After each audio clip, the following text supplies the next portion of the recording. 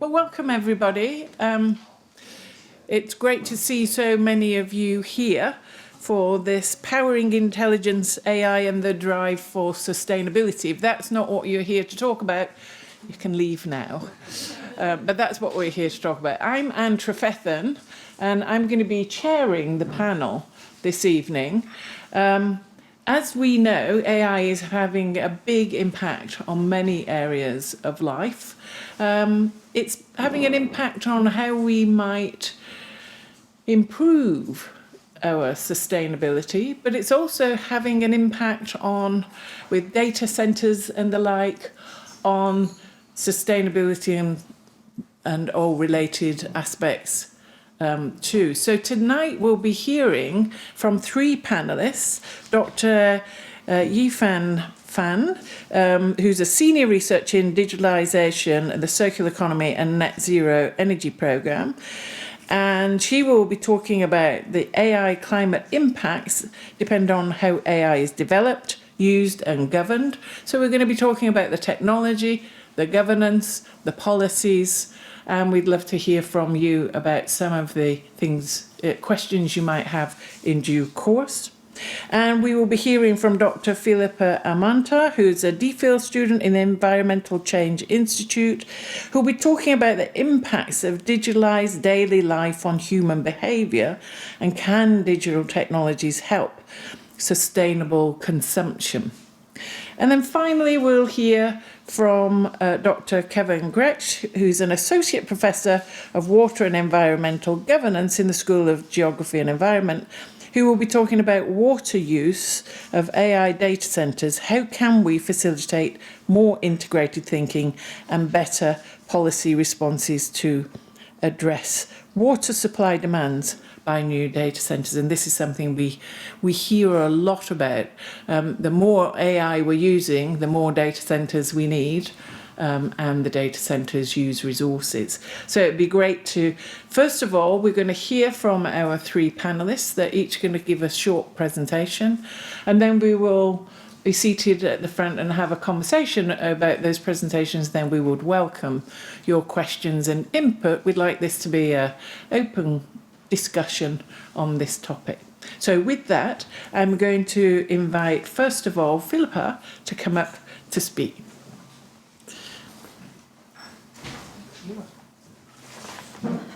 Thank you very much, Anne, for that lovely introduction. Hi, everyone. Very lovely to see all of you here and also see some familiar faces. I'm Felippa, so I'm still a DPhil student, unfortunately not a doctor yet, soon, hopefully. But as part of my doctorate, I'm in this research group called the iDoddle Research Project. It's a 3-year research project funded by the European Research Council looking at the impacts of digitalized daily life. We didn't really start out by wanting to talk about AI, but in the middle of our project, ChatGPT came into the scene and immediately exploded. Just in 2 months after it launched, it reached 100 million active monthly users. So it is now one of the fastest growing consumer applications. Just out of curiosity, raise your hand if today you use ChatGPT or Claude or Gemini or... Yeah, that's almost majority of the people here. So of course we had to pay attention to how this general purpose technology, not just generative AI, but AI in other forms as well, is rapidly changing the way we do things. So we've been tracking the latest research on the risks of AI and climate. And so we draw from a comprehensive database from people at MIT who created a taxonomy of AI risks and asked what this might mean for our climate action. We draw from literatures around political science, psychology, computer science, economics, quantitative modeling, life cycle analysis, basically looking at all of the different perspectives to understand how exactly will AI embedded in our technologies, applications, practices, habits will have an impact on the way we mitigate climate change or adapt to climate change or respond to climate change. So we found 35 different links of how the use of AI can impact climate change. And the list keeps on growing, but I'll just share some of it here today in this short period of time, but we can go through more links later in the discussion. So this is the framework that we use to understand the impacts of AI on climate change. And this is borrowing from a paper published in Nature Climate Change that talks about the 3 different levels in which we can understand how AI can impact climate change. The first and most obvious one that I think is top of the mind for all of us is, of course, data center and the growing electricity consumption through the rising demands of data centers, ICT infrastructures, and everything. Just the headlines that maybe some of you may have heard, the International Energy Agency estimate that AI-driven demand will push data center electricity use to double by 2030, which makes it more than Japan's total electricity consumption in general. But I think Dr. Ifan will then speak more about the direct data center impact from her own work and questioning all of these different projections. But as we see from this framework, the computing-related impact is actually a small proportion in terms of the scale and magnitude of the impact compared to some of the more indirect impact that arises from the immediate applications. So the applications of AI in power systems, in buildings, energy supply, but also for our research interests in daily lives, how we use it in our information gathering, how we use it to optimize our smart home applications, etc. But also system level impacts. So I'll speak more to the indirect and systemic level impact. In the immediate application impact, we are really worried about rebound effects. So the primary mechanisms that I think a lot of us see how AI will impact climate change is through rebound and induced demand and consumption. Because yes, on one hand, AI does make a lot of the processes much more efficient. And we see this in research, we see this in consumption patterns. And that's great, because that means we use less energy for all of the processes. But then with those efficiency savings, we tend to get a rebound effect of more consumption. We see this in just AI hardware themselves, where AI hardware is getting more efficient, yet data center energy usage keeps on rising. We see this in everyday life, where the cheaper and faster and more available AI is making us use a lot more consumer electronics, making us use a lot more applications. Now search is embedded in AI, etc. So this proliferation is a bit difficult to measure, but we know it exists. And the broader systemic effect, though, is even more concerning.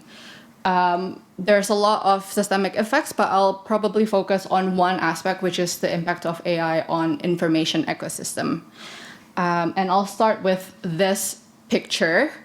So we saw that one case in Texas, there's a fossil fuel funded think tank who created this picture of a dead whale in front of renewable wind energy. And this image was used to gain oppositions to offshore wind project plans in Texas. And so the project did fail, was canceled due to local community opposition. And it's not just what we might think of as an obvious deepfake that is concerning, but also the information ecosystem and biases that emerge from generative AI that are increasingly our main source of information can then bias our understanding of and responses to environmental challenges. So those are just some of the examples in which AI will impact our climate action, focusing on the indirect and systemic effect. We have 32 more risks that we found in our database that I'm happy to share in the discussion. But just from our mapping of those risks, we can see that AI's impact on our environment is complex and diffuse, and it will manifest itself in a lot more ways than just direct data center energy consumption. There is a lot of uncertainty too, and it will ultimately depend on how we as consumers and as the users adapt to and respond to these AI technologies, and also how they're being governed, which I think we'll also discuss in the discussion later on. I think I'll end there, and I'm happy to take more questions in the discussion. Thank you very much.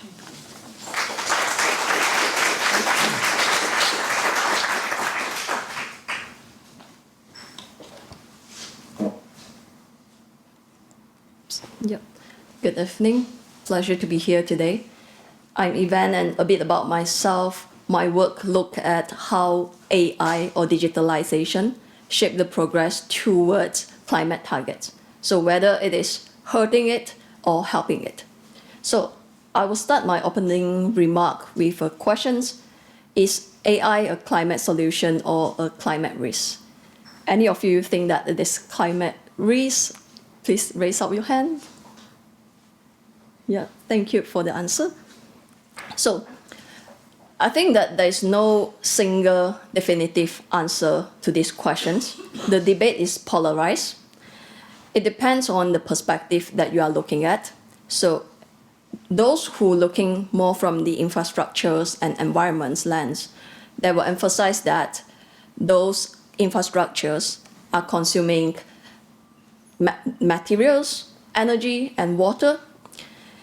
And those coming from industry or looking more from the innovation lens, they tends to focus on the efficiency gains and also the potential of AI in solving the climate problem. So what I would like to say is that both perspectives are valid, but partial. And these two perspectives are rarely brought together into the same equations. In that case, the picture that we are looking at is incomplete. So to get a fuller picture, as what Felippa mentions, it is important for us to take into account of two different kind of footprints, both the direct and also the indirect. Direct footprint is those coming from the physical infrastructures like data centers, devices, and also the computing hardware. This is relatively straightforward. I would say that 100% it is an additional burden to our current system. And we did the projections, it could be up to 5,500 terawatt hour globally by 2050. And based on our assessment, if we are going to follow the current patterns, the business as usual trajectory, it is not on track for the net zero. And then we have the indirect footprints, like it comes from what AI actually does, how it changed the energy use in the applied sectors, either industry, transportations, or building sectors. This is more complex. It could go either way. It could reduce energy use through efficiency improvement, but at the same time, as mentioned, it could also trigger rebound effect. So it could increase the energy use in this case. So the net outcome of AI to the climate is uncertain. It depends on how the direct and also the indirect footprints will unfold. But we are not stuck. Solution exists, especially for the infrastructures.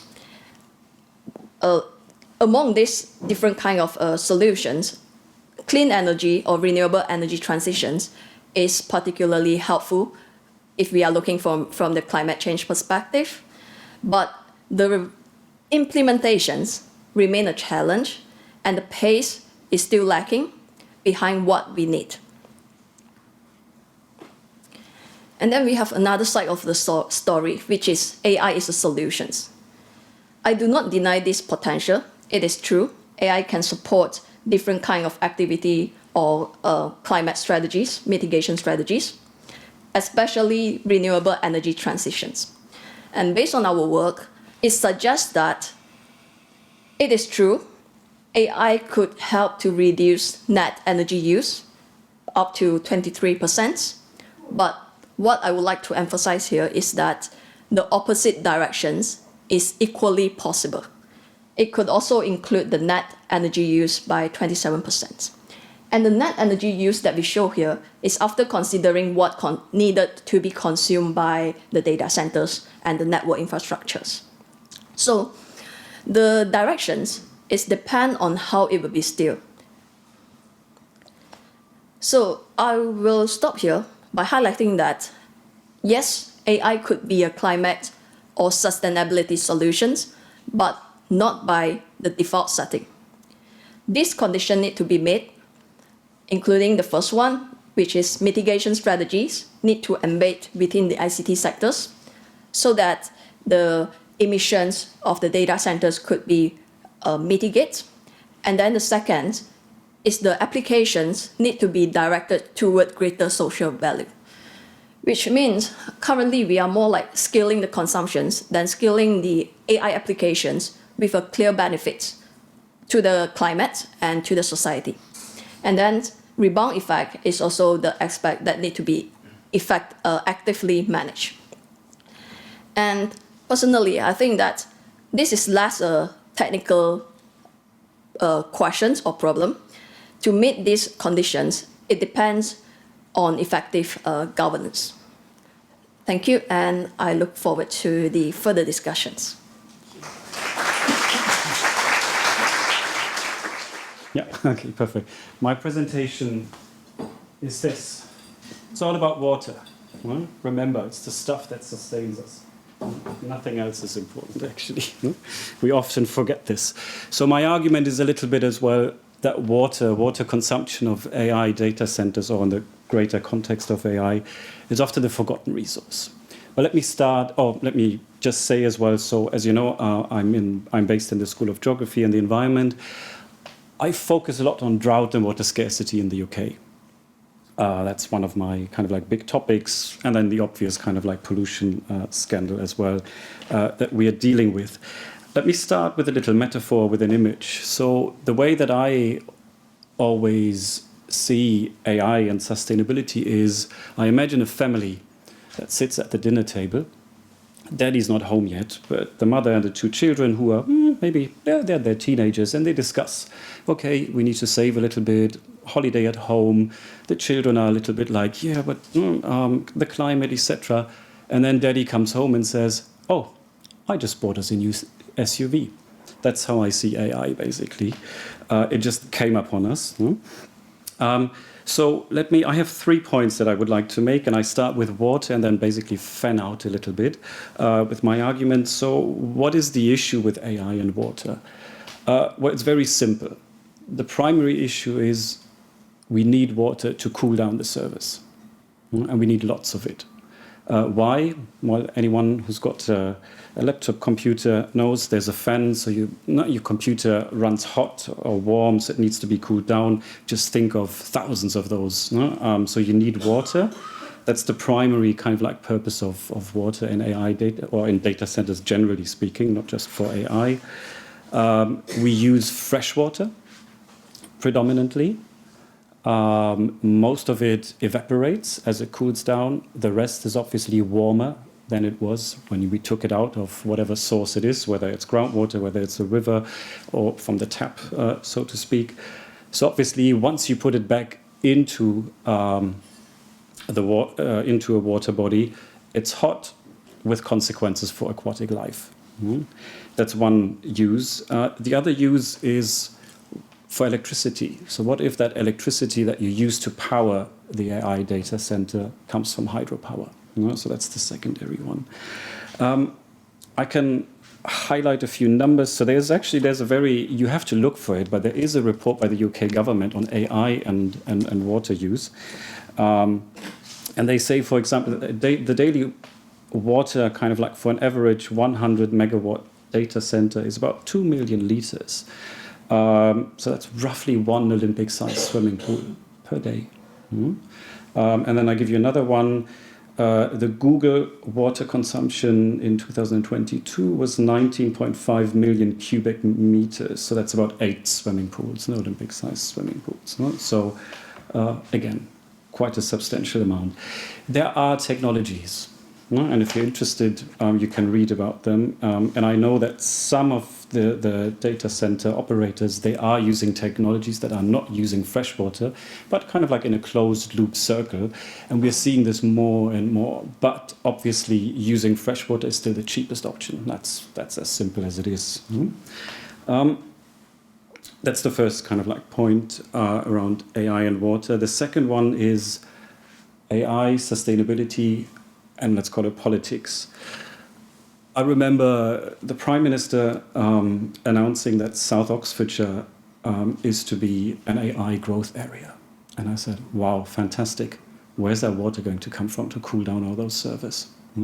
We are already in a situation where by 2050, we will need an extra 5 billion liters of water in this country, not per year, not per month, per day. 5 billion liters. That's every day 2,000 Olympic-sized swimming pools, or what is it, 2.1 billion cups of coffee every day. So where is that going to come from? So we kind of like, we added another factor into the equation. So I would argue as well here that there's a lack of integration, lack of integrative policies. So we have a high-level announcement. We want those AI data centers. We see it's a growth area, blah, blah, blah, blah, blah. Has anyone thought about like implications? Apparently not. It does ring a bell in terms of when I look back at the research that I've done or keep doing. We've seen exactly the same with fracking in the UK. It's exactly the same has happened actually if you look into this. Just to give you an example as well from across the pond. So one of my DPhil students who's doing ethnographic fieldwork on a different topic, but he lives in this small, because he's doing the fieldwork in his hometown somewhere in rural Indiana. And he says, suddenly these companies come and say, we want to build a data center. We're going to give you jobs. It's going to have a positive impact on your taxes and tax income for the municipality, etc. So then there's opposition. They say no. But what do these companies do? Well, they just go next door to the next municipality until someone says yes, basically. So it's that kind of like lack of integrative thinking around what do we actually want, where do we get the resources. Now remember, I'm only speaking about water here. What about the electricity? And then the third point, just as I said, like fanning out a little bit more, I would call it AI and sustainability, which is, it's obviously ironic. It will enable us, LLMs and generative AI will enable us to probably, and as the previous speaker said, help us solve our kind of like environmental challenges, but at the same time, we're using up the same resources that we're trying to save, actually. So there's a little bit of irony here. But when we talk about sustainability, we talk a lot about the ecological side, the economic side. I think we often forget the social side a little bit, because you remember there's a triple bottom line if you talk about sustainability, where I think we are failing probably as a society, as a state or as states across the world in terms of like our AI use. As I said at the beginning, it came a little bit upon us. No one asked us.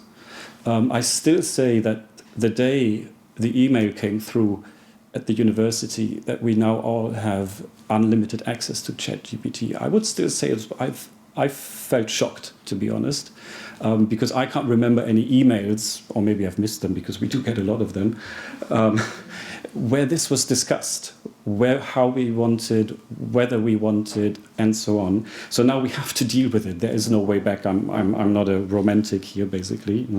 But I think what's missing, and I think a lot of countries across Europe, but in other parts of the world as well, they got rid of ethics commissions on the impact on technology. We used to have them for nuclear energy, etc., for other topics. We don't have this anymore. Remember, all of these companies are private companies, whether it's OpenAI, Microsoft, etc., etc. So let me kind of like finish with not a direct quote from the geographer David Harvey, who said that in the social sciences, we've made a mistake the last 30 years.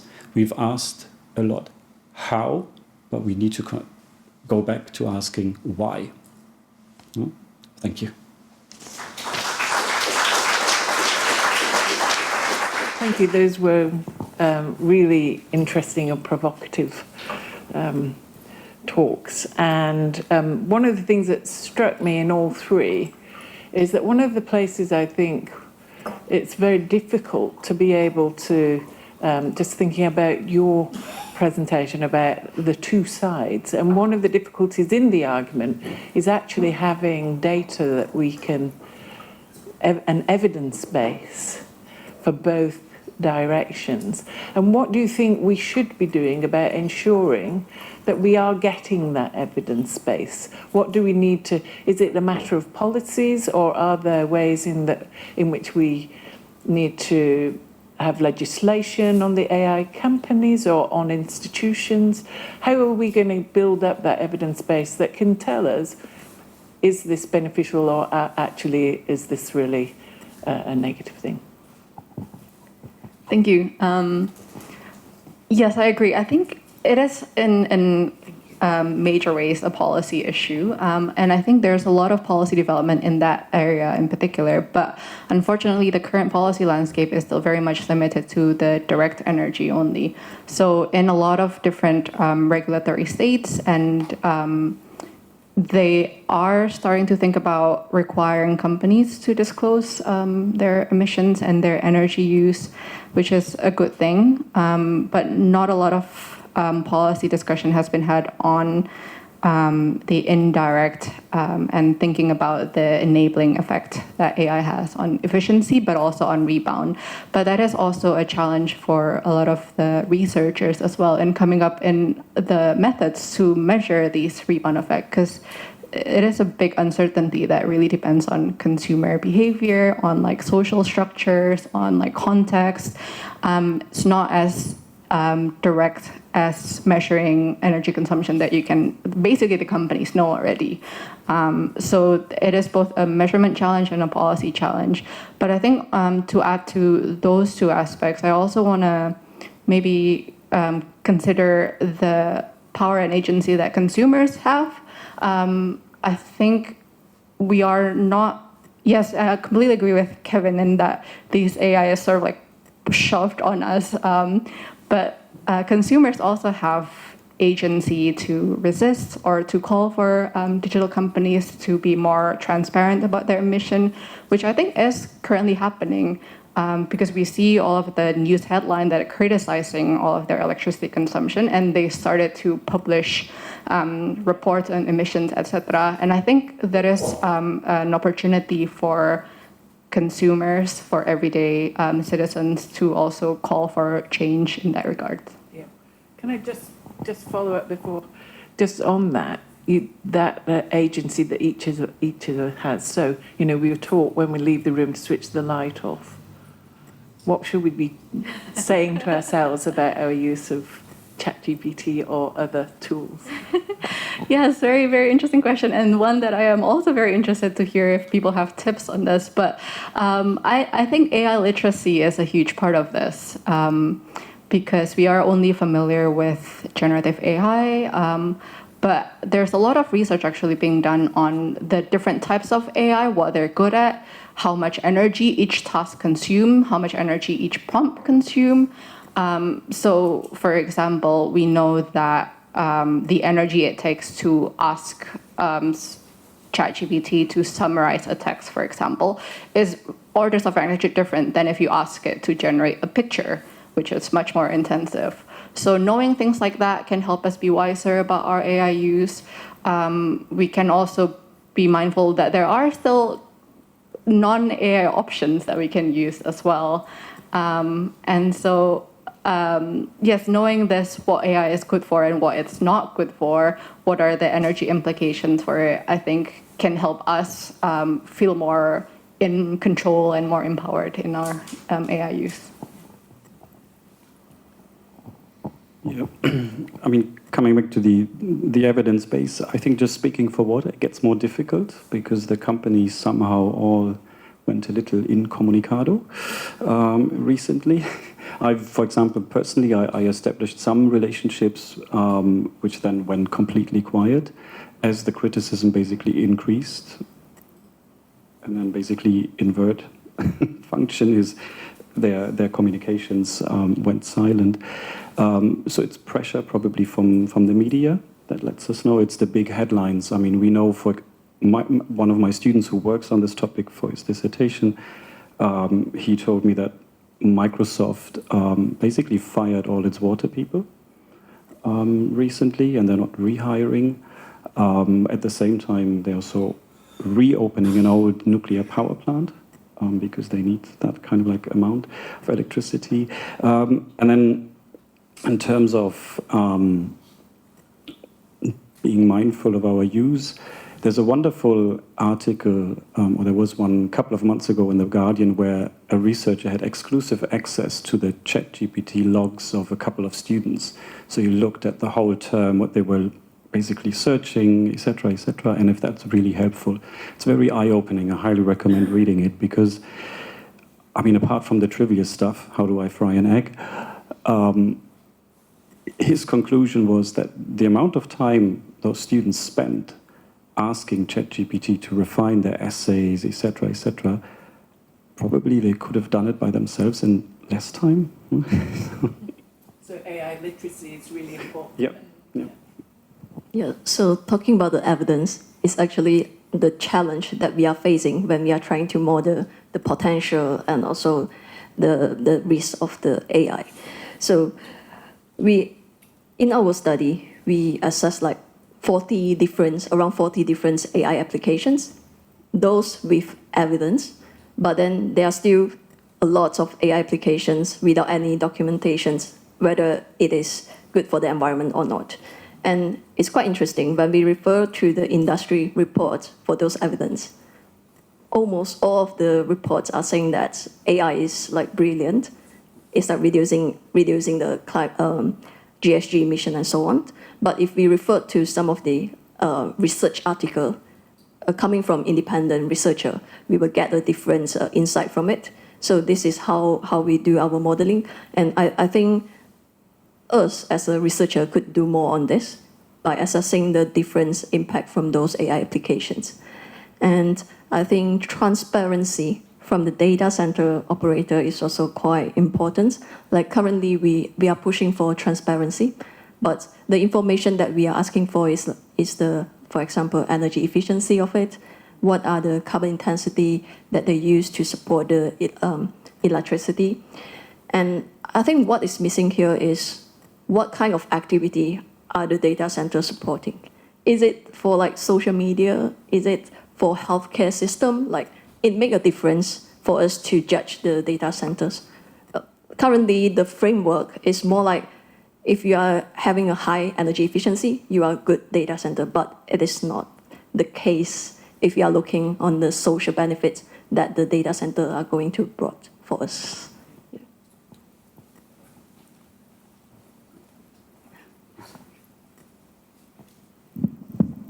Thank you. And your point there about locality and geography of where, you know, I think where a data center sits is going to have, depending what the local situation is, going to have a bigger impact than others. I read an article. I was wishing I'd looked it up recently because it was very interesting, and I can't remember the data precisely. But I read an article. I think it was in the New York Times about water and data centers, but it was doing in different locations. It was doing a comparison to water usage for golf courses, which is not something that we've ever really concerned ourselves about. But in certain parts of the world, the fact that we're using a lot of water on a golf course is similarly not necessarily the right social response to what we should be doing. But I think it's clear that we will have some AI resources which are local to a specific area that are giving great benefits to other areas, globally or regionally. How should we be thinking about governance in those terms? Where should there be, for areas where water is a very scarce resource, should there be regulations that are specific to that? Or how should we be thinking about this in a broader sense of just not a local impact, but how can we think about it in a broader geographical? And Kevin, since you're in that area, you might. Yeah, so here's another irony. So the reason why many data centers are in dry areas is because of the servers. They need dry conditions. I think there's a sweet spot of, 56 or 57% humidity, which is ideal for those servers. So that's why we're seeing them mushrooming basically in places like Arizona, New Mexico, or in Spain, etc., etc.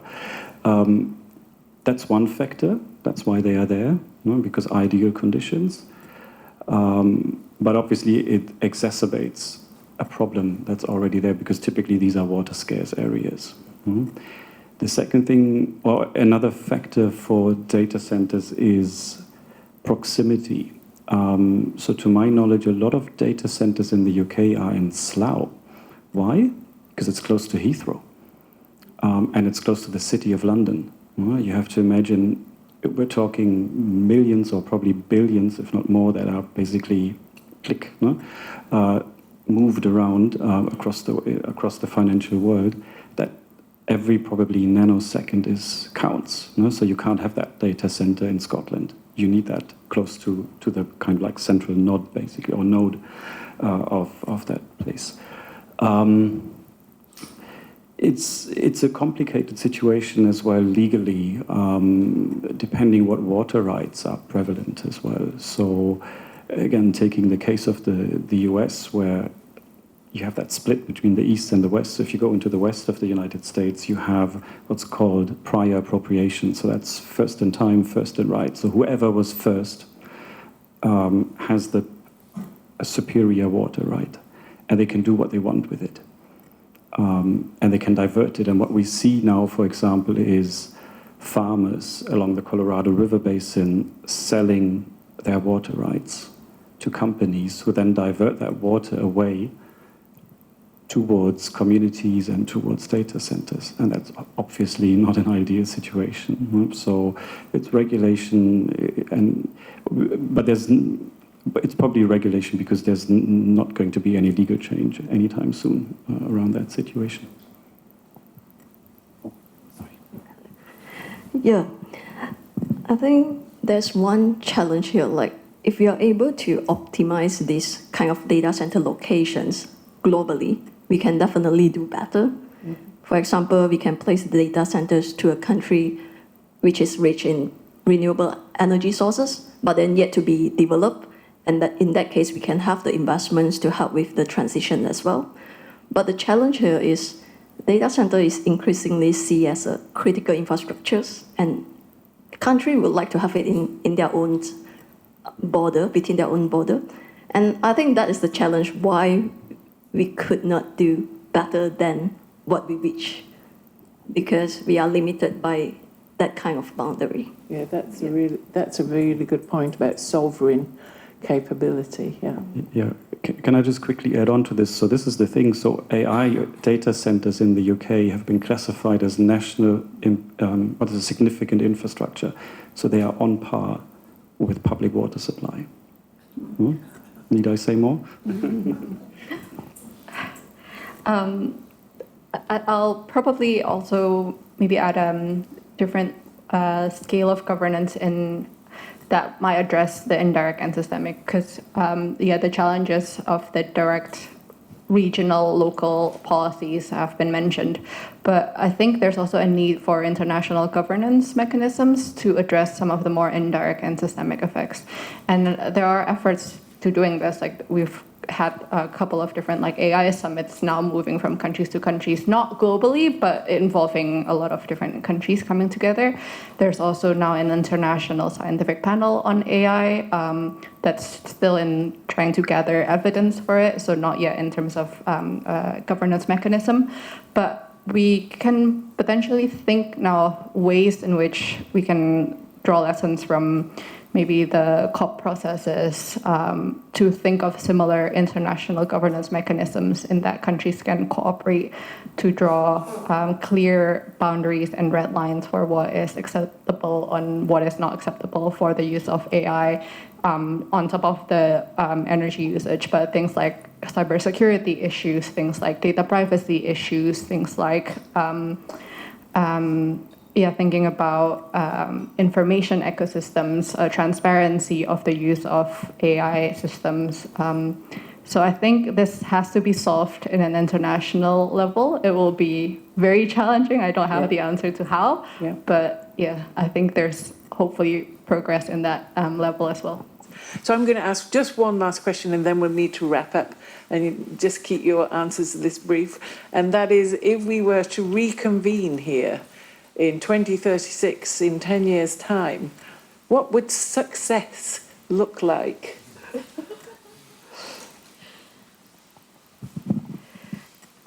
Success would look like we're not having this conversation anymore, because now we figure out how to make AI with efficient energy use, efficient water use, and in ways that we can govern for uses that are also socially beneficial.